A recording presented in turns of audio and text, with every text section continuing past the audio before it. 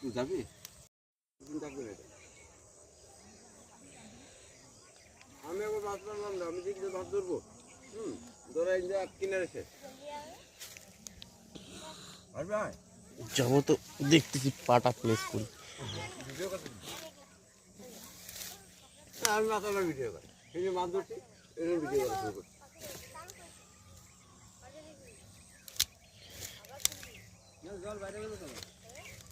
জল তো পারবেই, একটা রান্ধে বসে